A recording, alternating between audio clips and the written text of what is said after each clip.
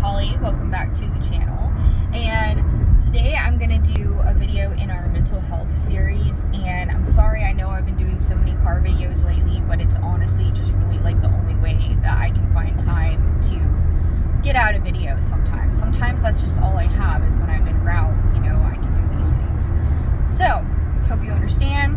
And, I don't think it really matters where I am. I just think getting the information out, and getting out what I need to say is really all that matters. Okay, so today what I want to do is kind of just like a generalized overcap of kind of all mental health things.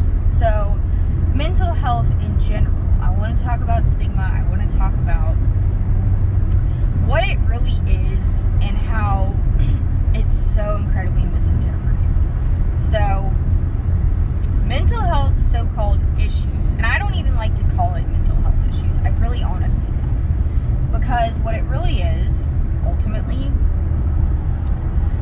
is human emotion.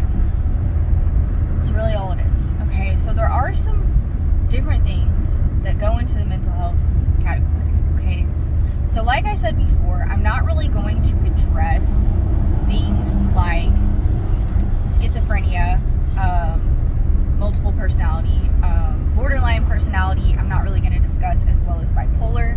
Those things I'm not really going to touch on, and it's just simply because I haven't been through it myself. I do not have those conditions, and I have not. So I don't really have a whole lot of information that I can offer on those subjects, but in the future, that is something I would like to look into and see, what kind of advice I can offer and what kind of information, that I can come up with, and I'd really like to study that and know more about it. But as of right now, I'm not going to touch on those subjects because I really want to focus on touching on things that I have personal experience with, because that personal experience can help other people and people can learn from it and hopefully avoid some of the problems that I have encountered, and if not, to help them cope. So the main thing I want to get at today is that mental health, when it comes to anxiety, depression, PTSD, and panic attacks, these are just so incredibly, extremely common. Like I said before, I do not know anyone that has never had anxiety, that has never had depression or a panic attack, anxiety attack, whatever you want to call it, or a problem with post-trauma. I do not know anyone, and I don't know anyone that knows anyone that's never had this. Okay, so basically what I'm saying is, this day and age, like I've said before, at some point in your life you will experience some kind of mental health issue, okay? But what I want you to understand is it's not really an issue. Yes, it can be a problem. It depends on how you look at it. But we are wired to have these emotions to tell us that something is wrong. Okay, so if you're anxious, obviously that's going to tell you, I'm nervous about something. It could be a good thing, it could be a bad thing. I'm feeling stressed about XYZ. I'm feeling like I don't want to do this. I'm feeling like I shouldn't do this. There are so many things. So our emotions are basically an internal guidance system. And when I first saw a doctor, when I first started developing anxiety disorder, when I was 14 years old, the first thing the doctor tells me is, you have a chemical imbalance in your brain. This is a medical condition, and your brain is chemically imbalanced. So we're going to put you on this medication, and it's going to balance your brain chemicals. Okay, so I get it. Yes, it can be a chemical imbalance in the brain, but there have been a lot of studies done on this, and a lot of the studies have shown, okay, that the chemical imbalance is not actually necessarily causing the anxiety, or it's the other way around. It's hard to explain, okay? But what I'm saying is that it's just not always the case. And yes, chemical imbalances are extremely truly are.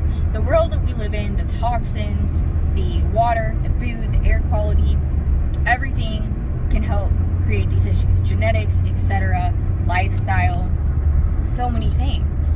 But ultimately, when it comes down to it, some people are more prone than others, yes, to having anxiety and depression. PTSD is something that's really unavoidable. If you have it, you have it. If you've experienced a really traumatic event, which most people have, it's just, it might be there. And it might be there for years. It could be there forever. You just don't know.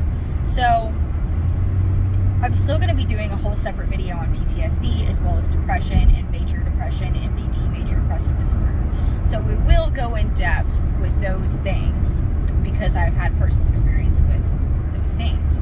So, but like I say, the main point I want to get out is there's nothing wrong with addressing chemical imbalance in your brain. There's nothing wrong with saying, okay, I'm going to take this medication and see what happens and see if it makes me feel better, because it very well might. But if you're like me and you experience more negative than positive from these medications, then, addressing the issue on a more internal level is another thing. There are also some people that can deal with coping with these issues better than others. So the longer you struggle with anxiety, depression, what have you, I don't want to say it becomes easier, but it becomes simpler to manage without the help of medications. And it's not necessarily true for everyone. Some people, they're like, I have to have this medication, I will be on it for the rest of my life. And that's okay, because it's not a one-size-fits-all approach. But for me and a lot of other people I know that have been through a lot of these mental health crises, they feel like, basically what I'm saying is the longer you have it, the more you learn. The more you learn to cope, the more you learn to strategize.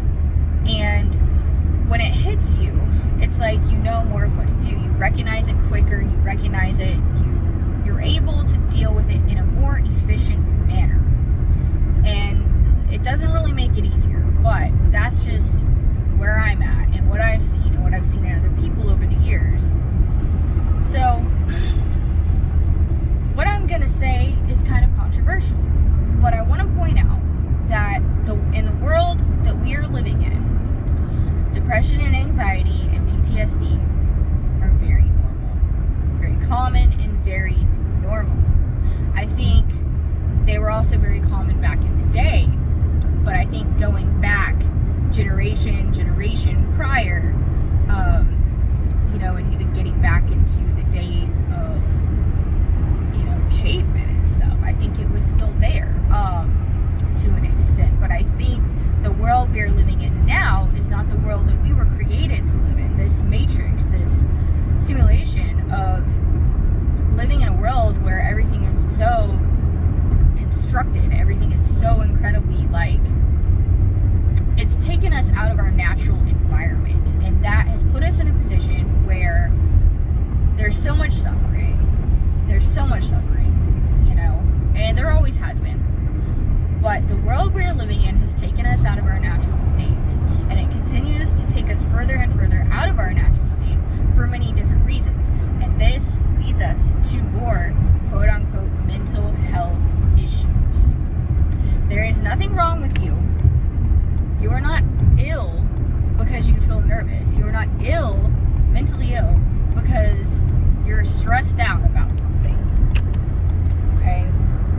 You're not mentally sick because you're depressed and you feel like you can't go on, or you feel like you don't want to do anything. It's a feeling. It's not an illness. It's not a sickness. And I just wish more people would understand that. And there are so many people that are like, oh, yeah, so-and-so is, they're just really sick with depression right now, really sick with this or that. And it's like, yes, you can make yourself sick with anxiety and depression.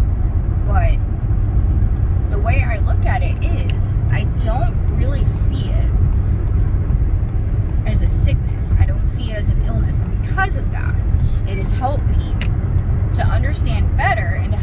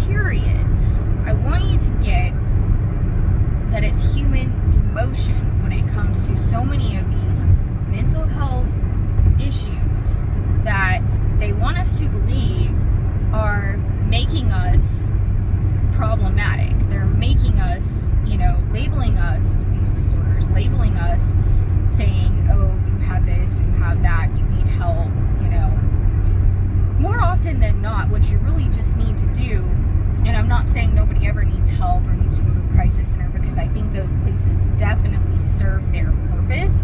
I think psychiatrists serve their purpose, psychologists, etc. But I think the most important thing to do, especially first and foremost, which a lot of people don't do, is to look inside of you and look within and figure out what is causing it. Because chances are it's not simply a chemical imbalance in your brain. Chances are it is likely something that's going on in your life. And some things you can change and some things you can't. And that's just always something we have to accept. But what we can do is evaluate what can be changed and how we can change it, even if it's not right away. How we can slowly make changes, even little changes in our lives that can help us. And then again, brainstorming, the things that we can't change and saying, okay, if I can't change X, Y, Z, how can I cope with it? What is going to help me to cope and live a better life with this situation in my life? And what can I do to counteract it? What can I do to help me distract myself from it? And things of that nature. So yeah, guys, that's really all I have to say today. But it's just kind of like talking about mental health in general and my opinions on it. I realize not everybody is going to agree with me, but I have struggled with so many of these things for the majority of my life. And because of that, I feel like I have a lot of advice to offer. I don't think that people should be labeled the way that they are when it comes to mental health. I don't feel that people should, have all of these. I feel like it just creates so much heaviness when we talk about mental health and how, it's supposed to be this really complex thing. It's supposed to be this really intense subject. And in all honesty, I'm just seeing a sad person. I'm seeing a stressed person. I'm seeing someone that's upset about something. I'm seeing someone that's got deep-rooted emotion that's causing anger. Somebody that's got past trauma that's causing them to have panic attacks or flashbacks, or causing them to have, OCD behaviors and things of this nature. Maybe a person deep down feels like they have to control everything because XYZ happened to them when they were a child or when they were a teenager. And so now they feel like they need to flip the light switch, 20 times. So there's so many things, and I think we just have to analyze, that so much is just deep-rooted inside of us. It doesn't always come from childhood. It can come from later points in life as well. And we have to really analyze these manifestations to help us understand.